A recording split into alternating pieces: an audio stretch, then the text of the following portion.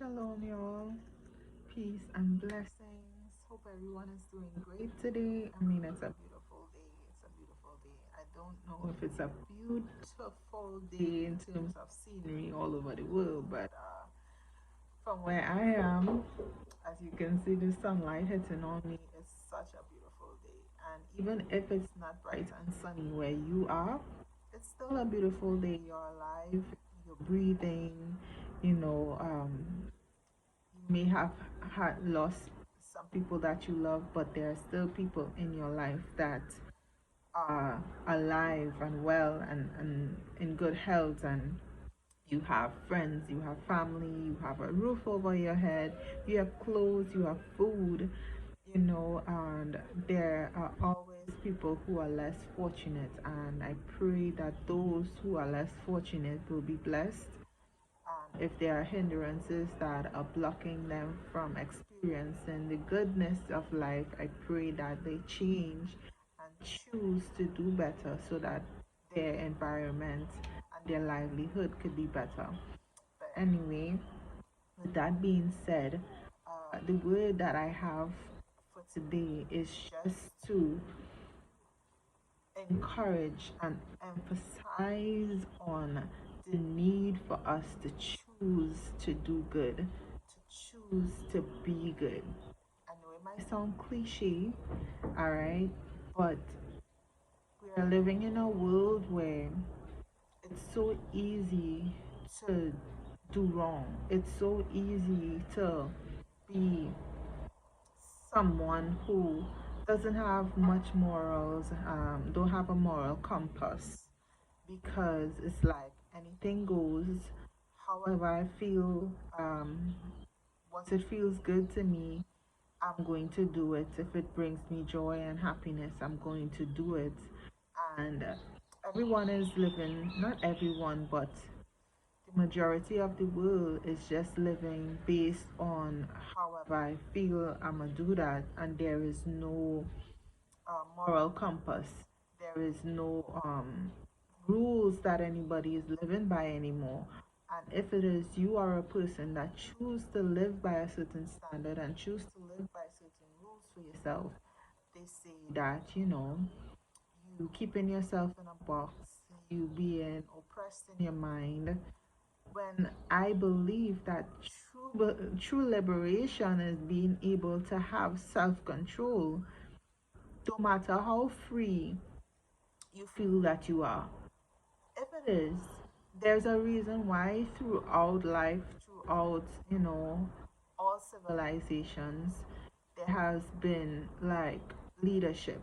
We need leadership, right? There's a reason why we have governments and things like that. Now, our government of today is completely in shambles, right? But that is not how we're supposed to be.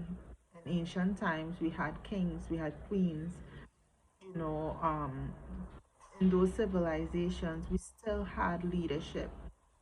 And our leadership back in those days, more so, were led by morality and having certain standards for living. Um, there were consequences to actions and things like that. Now there are still consequences to actions in this day and age, but it seems like it's only at a certain level. You have to do something completely, like murder and kidnapping, and still there isn't much justice happening in that area. It seems to only be happening, like with just a certain group of people being, sanctioned for wrongdoing. However, and I'm not saying that it's in all places, and it's just a matter of majority, right? So the people being sanctioned for wrongdoing is people who look like me, right? However, when it comes to what people call minor sins and things that you could choose to do with your own body, or things that you choose to say with your own mouth, it's like I'm my own person. I you know, will do as I please. I do what makes me feel good, what is right for me. And to me, that sounds like um, a person who is lacking self control, because not because you're free to do and say whatever you want means that you will do and say whatever you want. That's a selfish way to live, because the way that you are living, what you're doing and what you're saying, it affects other people, and you can be a stumbling block to others. What you're doing and what you're saying could actually be hurting someone else, and affecting not just people who looking at you from the outside, but even people right in your homes, your child, your children, your spouse, your parents, siblings. There are people that are looking at you and being influenced by what you are doing and what you are saying. And even deeper than that, your own self, right? Your core, your spirit is being influenced and affected by what you are choosing to do every day based on how you feel. Do not let your emotions, do not let your temporary gratification, do not let, feel good moments destroy your spiritual growth. At the end of the day, these things are just vehicles, all right? They wither and they die.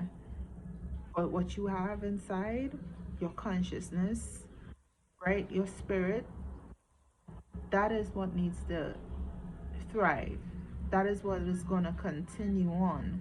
And how you live your life today highly affects your spirit and how your spirit is going to continue after this is gone. All right. It is your responsibility to determine whether or not you're going to keep yourself bounded and having to repeat, you know, karmic cycles, repeat lessons that you should have learned so long ago. All right. It depends on what you choose each day. Choose to be moralistic, choose to do good, choose to do what is right. Doing right is not just about religion and just about, taking pattern from the prophets, or a certain type of a Christianity walk, or whatever faith you are, whether you be Muslim, Buddhist, whatever faith you are, right?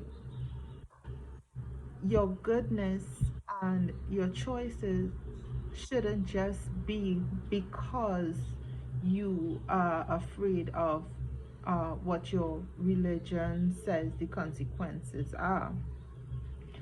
Within your own self, we are all born with it, right? That moral compass that tells us right from wrong.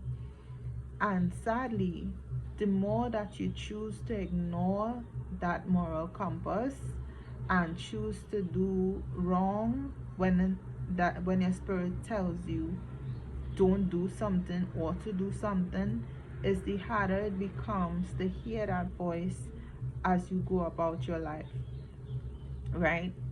It will be harder for you to stay on a moral path if you keep ignoring what you're supposed to do in certain situations where you're supposed to choose good. If you keep choosing something else, the harder it's gonna be to choose good later down the road.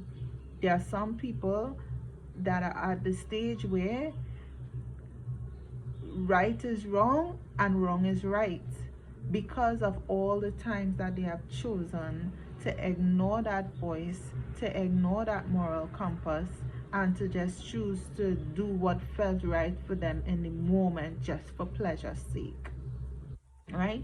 We have all fallen short, but there comes a time where you have to take accountability, take responsibility for your actions, and grow. You know, growth is not just, you growing into puberty and growing to be a big man or a big woman, right? True growth, right, comes from within as well. Spiritual growth, making the right choices. We always tell our children, choose to do good even when no one is looking. And we have to do the same as grown-ups. Like, we have to do the same, and just repent for the mistakes that you made, repent for the bad choices that you make. Some of them were not mistakes, it were actual choices. Repent and do it over, start over, start from a clean slate. Like, it becomes easier as time goes by to choose to do good. And when it is you have a choice to make, whether good or bad, we feel it within, and if you're at a point where you don't feel that anymore, is very faint and in the background, then it means you need to do some cleansing work. All right, you need to fast, you need to, detox your mind, detox your body, detox your gut, so that you can start following your intuition again, so that you can start feeling that sense of having a compass for your life again. Clean your gut. Stop eating a bunch of junk. Like, all of these things are affecting our life, our morality. All of these things are affecting how we think, because it's directly linked. All the foods, the music, right? Even some of the air that we breathe in certain parts of the world. Like, all of these things are contributing to how we think and how we process things. It's literally damaging our brains, right? Our frontal lobes and stuff messed up, and we can't think straight. We can't, decipher right from wrong anymore. Not on a large scale, and a lot of times not when it actually really, really matters. All right, so my encouragement to you today is to take the time, if you need to cleanse yourself, so that you would be able to start afresh if you have been making the wrong choices. And if you're on a journey where you're trying your best, continue to try your best. Choose, no matter how hard it is, no matter what other people are doing. You may be in situations where people are taking your kindness for weakness. People are, you know, calling you names, calling you out on things that you are not doing. It'd be hard sometimes when you are doing your best to do what is right, yet still the enemy is whispering to people, whispering in their ears, and you being accused of wrongdoings. It makes you want to just be however they say you are being, right? But no, that is just the enemy trying to throw you off. Stay on the right path, keep choosing right, keep choosing to be pure, right? Ladies, talking to you right now, if you're single, it would be hard sometimes to just keep yourself and stay abstinent, right? But do it. It benefits you highly, right? You're able to think clearly, and things like that. Like, literally, when you intertwine yourself with people, your brain kind of gets messed up, right? For real. So don't be afraid of being alone, right? You could be alone and not be lonely. Do what it is you have to do. Keep yourself occupied. Keep yourself engaged in education, and not just academic. I'm speaking about like learning about yourself, learning about your world, learning about your brain, learning about what it means to be a woman, like, developing yourself to a point where you're comfortable and okay, no matter what path the most I choose to lead you on for your life, whether you end up with a husband or not, right? But keep yourself pure.